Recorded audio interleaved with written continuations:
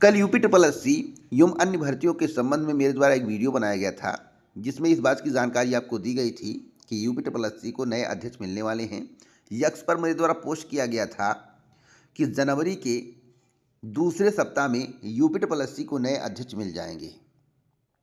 लेकिन आज के समाचार पत्र में आप लोगों ने पढ़ा होगा, लिखा है अधीनस्थ सेवा चयन आयोग अध्यक्ष बने सत्यनारायण सावत। इसको सुनने के बाद कई ऐसे चैनल वाले हैं, कई ऐसे टेलीग्राम वाले हैं, कई ऐसे बेदिमाग लोग हैं मुझे गलत सिद्ध करने के लिए तत्पर हैं, परंतु उनको यह बात पछता नहीं है कि मुझे सबसे सटीक जानकारी कहाँ से मिल जाती है। कुछ लोग यहाँ तक मुझसे बोल देते हैं कि आप अपना सोर्स बताइए कि आपको जानकारी कहाँ से मिलती है। तो कोई न्यूज़ रिपोर्टर या कोई भी जानकारी कलेक्ट करने वाला आपको सोर्स बताएगा, और आप कौन होते हैं सोर्स पूछने वाले। दोस्तों, आज के समाचार पत्र को पढ़ने के बाद आपको लग रहा होगा मैं सेकंड वीक तक बता रहा था, लेकिन अध्यक्ष आज ही आ गए। मैं एक एग्जाम्पल देता हूं और अन्य भर्तियों के संबंध में पूरी जानकारी दूंगा। पहले आप हेडलाइन सुन लीजिए कि आज की इस वीडियो में कौन कौन सी खबरें होने वाली हैं। तो नई प्राथमिक शिक्षक भर्ती को लेकर खबर होगी, एसएससी जो है कांस्टेबल भर्ती को लेकर खबर होगी, हिंदी ट्रांसलेटर की भर्ती को लेकर खबर होगी, शिक्षक सेवा चयन आयोग की बैठक को लेकर बड़ी अपडेट होगी, साथ साथ मेडिकल कॉलेजों में जो सीटें बढ़ाई गई हैं उसको लेकर बड़ी अपडेट होगी, नीट यूजी की परीक्षा को लेकर बड़ी अपडेट होगी, जेई मेन की परीक्षा को लेकर बड़ी अपडेट होगी, लेखा परीक्षक को सहायक लेखाकार को लेकर बड़ी अपडेट होगी, साथ ही साथ बीपीएससी की बड़ी अपडेट होगी, जूनियर एडेड भर्ती के आरक्षण को लेकर बड़ी अपडेट होगी। इसी प्रकार से बहुत सारी खबरें इस वीडियो में कलेक्ट की गई हैं। वीडियो को ध्यान से सुनेंगे तो आज आपको सबसे सटीक जानकारी मिलने वाली है। तो मैं यूपी ट्रिपल एससी से इसकी शुरुआत करता हूं। नए अध्यक्ष के संबंध में आज के समाचार पत्र में दिया गया है। आपको बता दें, नए अध्यक्ष जैसे आप किसी परीक्षा में बैठते हैं और आपका फाइनल परिणाम आ जाता है, आपका चयन हो जाता है, परंतु आपकी ज्वाइनिंग कुछ समय बाद होती है। मेरी बातों को ध्यान से सुनिएगा, और जब तक आपकी ज्वाइनिंग ना हो जाए तब तक आपकी नौकरी पक्की नहीं मानी जाती है। तो मैंने बताया है इस वीडियो में, जो पिछला वीडियो था उस वीडियो में मेरे द्वारा बताया गया है कि अध्यक्ष जो है सेकंड वीक यानी कि जनवरी के दूसरे सप्ताह में आएंगे। अभी इनका फाइनल परिणाम जारी हुआ है, यानी कि अधीनस्थ सेवा चयन आयोग के लिए अध्यक्ष चयनित कर लिए गए हैं। उनका नाम सत्यनारायण सावत है। लेकिन ये ज्वाइन कब करेंगे यह भी सबसे महत्वपूर्ण है। तो ये ज्वाइन करेंगे सोमवार से लेकर बुधवार के बीच में। प्रबल संभावना है कि सोमवार से लेकर बुधवार के बीच में ज्वाइन करेंगे। तो आप बताइए, अगर सोमवार से बुधवार के बीच में यूपी ट्रिपल एससी में ज्वाइन करेंगे तभी ये यूपी ट्रिपल एससी के अध्यक्ष माने जाएंगे। जब तक ज्वाइन नहीं करेंगे तब तक अध्यक्ष नहीं माने जाएंगे। तो आप ईमानदारी से बताना कि सोमवार से बुधवार के बीच में ज्वाइन करेंगे तो उस समय क्या जनवरी का दूसरा सप्ताह होगा या नहीं होगा। ईमानदारी से बताना। आधा दिन, 12 घंटे, 10 घंटे आगे पीछे हो जाए अलग बात है, लेकिन आप ईमानदारी से बताना कि अगर सोमवार से लेकर बुधवार तक ज्वाइन करेंगे तो क्या वह जनवरी का दूसरा सप्ताह होगा या नहीं। तो मेरी बातें कहाँ गलत हो गई, और आप लोग इतना परेशान क्यों रहते हैं मेरी बातों को गलत सिद्ध करने के लिए। आपके पास और कोई काम धंधा नहीं है। आप भी मेरी तरह मेहनत करो, ईमानदारी से मेहनत करो, बच्चों के लिए मेहनत करो, जो लोग वीडियो देख रहे हैं उनके लिए मेहनत करो, उन्हें सही जानकारी दो, उनके लिए जानकारी कलेक्ट करो। अब आपको यह बात पछता नहीं है कि मुझे जानकारी कहाँ से मिल जाती है, मैं सबसे पहले क्यों बता देता हूँ, 4 महीने पहले आकलन करके कैसे बता देता हूँ, वो बातें लगभग 95% सही कैसे हो जाती है, 100% सही कैसे हो जाती हैं। अगर आपको पछता नहीं भैया ना, तो जाकर कमरे में अपने आप को बंद करके और हुलाला का वीडियो देखो, और वो आपका कोई काम धंधा नहीं है। और जो लोग भद्दे कमेंट करते हैं, एजुकेटेड छात्र की यह पहचान नहीं होती है। जो योग्य प्रतियोगी छात्र होते हैं उनकी यह पहचान नहीं है।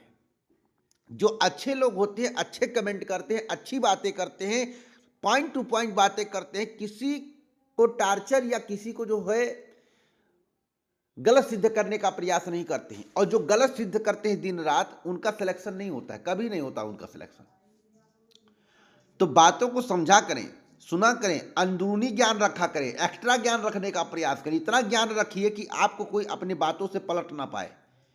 तो मैं बहुत दूर तक सोचता हूं, बहुत दूरदर्शी काम करता हूं, और कोई खबर देता हूं तो उसी दूरदर्शी तरीके से देता हूं जिससे आपको सही सटीक जानकारी मिले। तो अगर आप मेरा वीडियो देख रहे हैं तो आपको मेरी बातें भी पसंद आ रही होंगी, मेरे तर्क भी पसंद आ रहे होंगे, मेरी जानकारी भी पसंद आ रही होगी। बताइए कौन ऐसा व्यक्ति है जिसका फाइनल रिजल्ट आ जाए, ज्वाइनिंग ना हो तो उसे नियुक्ति, उसे जो है अधिकारी मान लिया जाएगा? नहीं माना जाएगा। जब तक फाइनल रिजल्ट आना अलग बात है, नियुक्ति कब हो रही है आपकी, किस तारीख से आप ज्वाइन कर रहे हैं, उस तारीख से आपका काम शुरू होता है। उस तारीख से आप अधिकारी या कर्मचारी माने जाते हैं। उस तारीख से आप जब ज्वाइन करते हैं तब अध्यक्ष माने जाते हैं। तो आप बातों को सुन लिए होंगे, आप ज्यादा कुछ में बताने की आवश्यकता नहीं है। और हमने एक बात और आपसे कही थी कि UP triple SC, lower PCL, लेखपाल भर्ती इत्यादि भर्तियों का काम नए अध्यक्ष के आने के बाद ही स्टार्ट होगा। क्या होगा, उस पर डिसीजन क्या होगा, वो नए अध्यक्ष करेंगे। इसलिए इसकी वैकेंसी पर अभी कोई काम नहीं चल रहा है। अगर आपको विश्वास नहीं तो पिछला वीडियो उठाकर देख लीजिए। अगर सटीक जानकारी चाहिए तो इस चैनल से जुड़िए, इस वीडियो को शेयर करिए, लाइक करिए। चलिए अगली खबर के बारे में बात कर लेते हैं। खबर है उत्तर प्रदेश शिक्षा सेवा चयन आयोग की। उत्तर प्रदेश शिक्षा सेवा चयन आयोग ने नई भर्तियों के लिए 4 जनवरी को संबंधित विभागों की निदेशकों की बैठक बुलाई है। भर्तियों पर निर्णय होने के बाद ही आयोग वर्ष 2025 का परीक्षा कैलेंडर जारी करने की तैयारी में है। मैं स्पष्ट रूप से बताना चाहता हूं जो मुझे जानकारी है। अगर आप नई प्राथमिक शिक्षक भर्ती के इंतजार में हैं तो अप्रैल मई से पहले कुछ नहीं होगा, कई वीडियो बता चुका हूं। उसके बाद आपके अथक प्रयास से ही विज्ञापन आएगा, अन्यथा विज्ञापन नहीं आएगा। स्पष्ट रूप से बता रहा हूं। बाकी चाहे जो कैलेंडर जारी करें, जो इच्छा हो वो जारी करें, मैं इस पर कुछ नहीं कहूंगा। और जो कैलेंडर होगा वह संभावित होगा, तारीख का जिक्र उसमें नहीं होगा। मैं इतना चैलेंज के साथ कह सकता हूं, मंथ का जिक्र होगा, तारीख का जिक्र नहीं होगा। जिस तरह से यूपीपीएससी और यूपीएससी कैलेंडर जारी करता है, एसएससी कैलेंडर जारी करता है तारीख टू तारीख, उस तारीख का जिक्र उत्तर प्रदेश शिक्षा सेवा चयन आयोग के कैलेंडर में नहीं होगा, मैं दावे के साथ कह सकता हूं।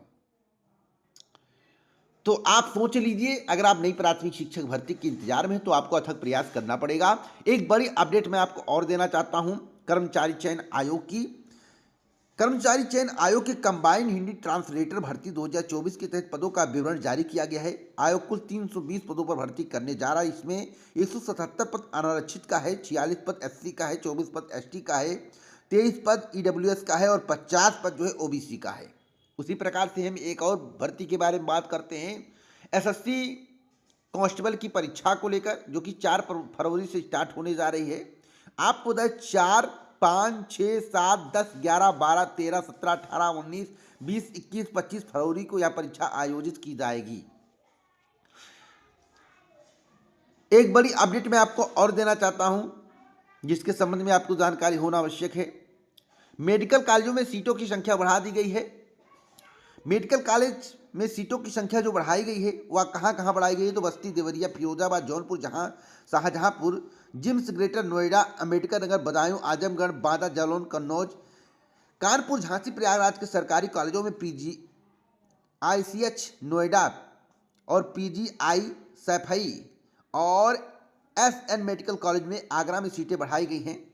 नीट यूजी को लेकर मैं बड़ी अपडेट देना चाहता हूं, समिति की सिफारिशें लागू होंगी, ऐसी बातें सामने निकल कर आ रही हैं, क्योंकि राष्ट्रीय पात्रता सह प्रवेश परीक्षा यानी कि नीट यूजी में सुधार के लिए विशेषज्ञों की समिति की सभी सिफारिशों को लागू किया जाएगा। केंद्र ने गुरुवार को सुप्रीम कोर्ट को जानकारी दी है। साटी जनरल तुषार मेहता ने जस्टिस PS नरसिम्हा, मनोज मिश्रा की पीठ को बताया कि समिति ने रिपोर्ट दाखिल कर दी है। सरकार समिति के सुझावों को लागू करने जा रही है। ऐसे में अब सुनवाई 6 माह स्थगित कर दी गई है। पीठ ने सिर्फ 3 माह के लिए सुनवाई स्थगित की है। मैं आपको बताना चाहता हूं कि एज लिमिट वाला अगर कोई बात आएगा नीट वाले में, तो एज लिमिट को लेकर विरोध प्रदर्शन होगा, क्योंकि सुप्रीम कोर्ट ने कहा है और इसके पहले भी कहा गया है कि शिक्षा की कोई सीमा नहीं होती। आप किसी भी एज में शिक्षा ले सकते हैं, किसी भी एज में पढ़ाई कर सकते हैं। आप नौकरी के लिए अप्लाई नहीं कर रहे हैं, आप पढ़ाई के लिए अप्लाई कर रहे हैं, तो पढ़ाई की कोई उम्र नहीं होती। अगर इस पर एज लिमिट सरकार के द्वारा लगाया जाता है तो यह पूर्णतः गलत होगा। जेईई मेन 2025 की बात करते हैं, 22-30 जनवरी तक ऑनलाइन होगी और नेशनल टेस्टिंग एजेंसी ने जेईई मेन की परीक्षाओं की तिथि जारी कर दी है। तिथियां कौन कौन सी हैं? तो पेपर 1 का आयोजन जो है 22, 23, 24, 28 और 29 जनवरी को किया जाएगा, जबकि पेपर 2 केवल जो जानकारी सामने आई है पेपर 2 को लेकर, मैं उसके संबंध में आपको बता दूं, 30 जनवरी को आयोजित किया जाएगा। लेखा परीक्षक, सहायक लेखा परीक्षक का प्रवेश पत्र जारी किया गया है। आप जाकर आधिकारिक वेबसाइट से इसे डाउनलोड कर सकते हैं। एक बड़ी अपडेट मैं आपको और देना चाहता हूं, बीपीएससी को लेकर पुनर्परीक्षा के लिए जो है 67 मजिस्ट्रेट तैनात किए गए हैं। केंद्रों पर धारा 144 लागू कर दिया गया है। सुरक्षा के पुख्ते इंतजाम किए गए। परीक्षा शुरू होने से 1 घंटे पहले तक मिलेगा प्रवेश पत्र। यह अब तक की सबसे बड़ी अपडेट मैं आपको बता रहा हूं। 7,000 ने एडमिट कार्ड डाउनलोड किया है। जूनियर एडेड भर्ती को लेकर मैं बड़ी अपडेट दे दूं, जूनियर एडेड भर्ती का आरक्षण जिला स्तर पर लगेगा, जिसके संबंध में निर्णय हो गया है। लगभग सहायता प्राप्त जूनियर हाई स्कूल में सहायक अध्यापकों की 1504 और प्रधानाध्यापकों के 390 पदों पर भर्ती के लिए आरक्षण जिले स्तर पर ही लागू होगा। आरक्षण को लेकर चल रहे असमंजस को दूर करते हुए शिक्षा निदेशालय के अफसरों ने जिले स्तर पर आरक्षण निर्धारित करते हुए भर्ती के आवेदन लेने का प्रस्ताव शासन को भेज दिया है। तो ये अब तक की सबसे बड़ी खबर मैं आपको बता रहा हूँ, क्योंकि मेरा काम होता है सटीक जानकारी देना। हमने कहा था कि मार्च से पहले इस पर कोई विशेष काम नहीं होगा, तो मार्च में आप देखिएगा इस भर्ती को मार्च टू अप्रैल तक कंप्लीट करने का प्रयास किया, और कंप्लीट तभी मानी जाती है जब आपकी ज्वाइनिंग हो जाती है। इसलिए आप खुश रहिए, मस्त रहिए और आपका सिलेक्शन हो, मैं ईश्वर से यही कामना करता हूं। तो इसी प्रकार की ऑथेंटिक जानकारी के लिए इस वीडियो को लाइक शेयर करें। पूरा वीडियो सुनने के लिए दिल से धन्यवाद।